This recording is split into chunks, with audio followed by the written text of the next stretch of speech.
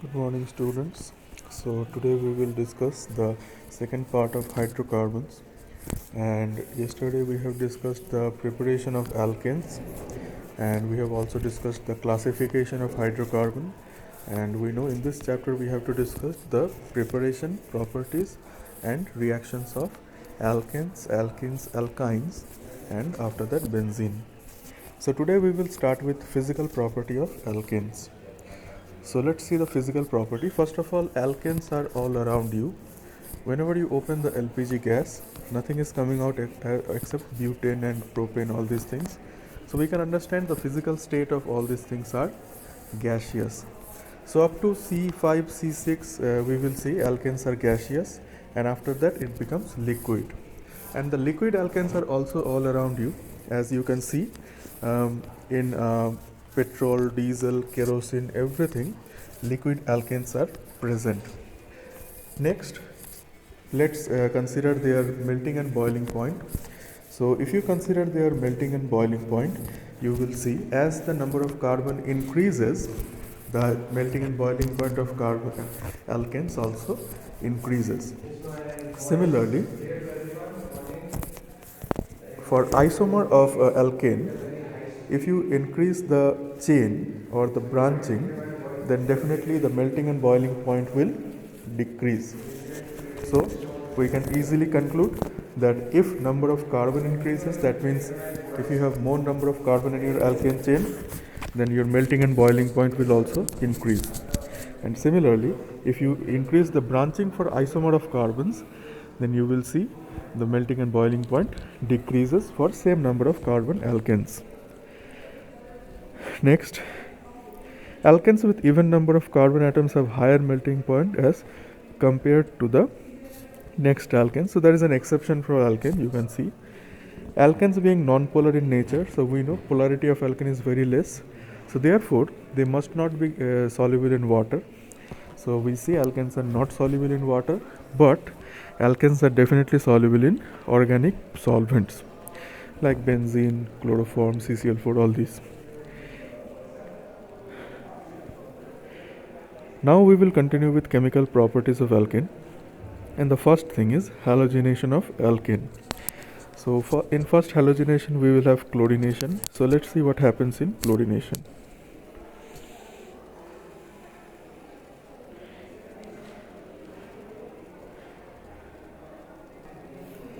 Now suppose I have an alkane, suppose methane, that is C H H H and H. Now if you add chlorine in presence of H nu is nothing but sunlight. So what happens? The chlorine replaces one hydrogen. So you will basically get CH3Cl. Now the reaction does not stop here. If you provide more chlorine in presence of H nu, then you will further have formation of CH2Cl2. So this is called dichloromethane. Okay. Now similarly, you can continue like this. If I have DCM, and if I again react it in presence of Cl2H nu, then you will have formation of CHCl3. So this is called chloroform.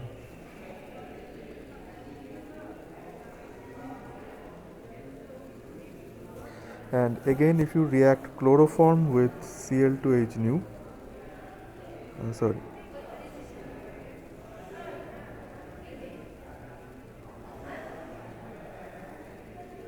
you will get tetrachloromethane or carbon tetrachloride. So simply this reaction goes on up to carbon tetrachloride, and very hard to get pure component from here. It is mostly a mixture of component you will obtain. So similarly, bromination also takes place. Now next reaction that we will discuss is combustion. So we know that all alkanes have high combustion value.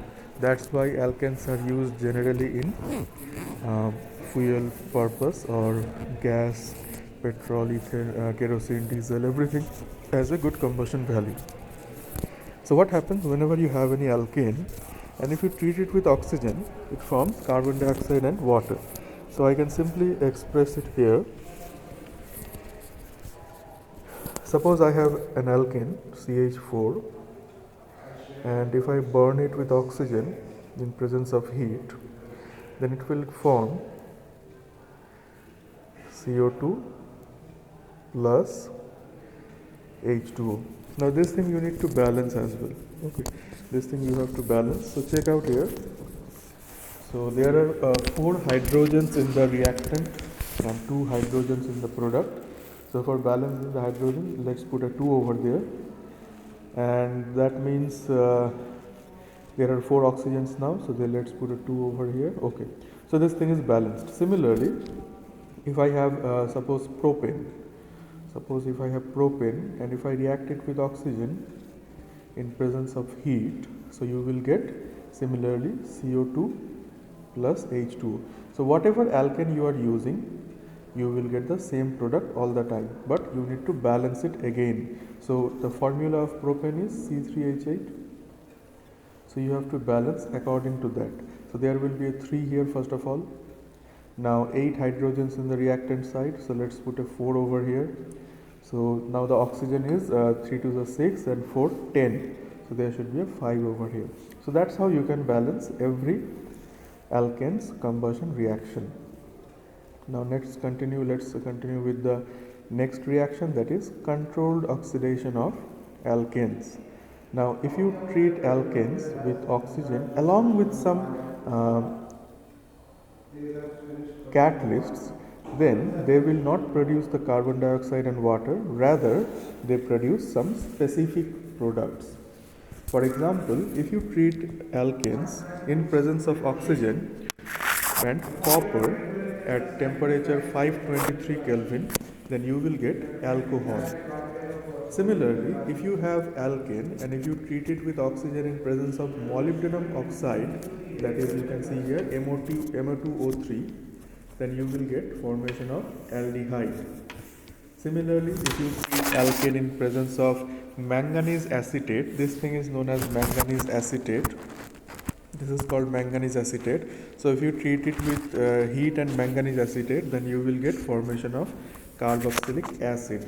So that's how you can get formation of different things in presence of several catalysts. So these 3 reactions are very important, and your homework, you already know, you have to write down all the equations we have discussed, and I will ask you a few reactions in live class, and you have to solve it there. Okay. Now next is pyrolysis. Now pyrolysis is not in your syllabus, but this is an interesting reaction, so I wanted to share it with you. So suppose I have this thing. Suppose I have butane. Now if I simply heat butane, what happens? It breaks from all the bonds. So several fragments are possible. So what are the fragments possible? Okay, you can have methane from here along with propane.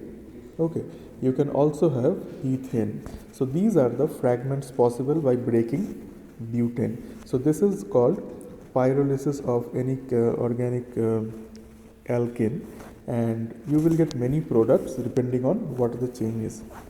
Now here I have summed up all the reactions for methane, and here I have summed up all the reactions and preparation of ethane. So reaction preparation of methane and reaction of preparation of ethane are given here. So if you have any question, any problem, you can ask me anytime in live class or here in the comment section or in WhatsApp. And this is it for today. We will continue in next class. So thank you for today. We will continue next Monday.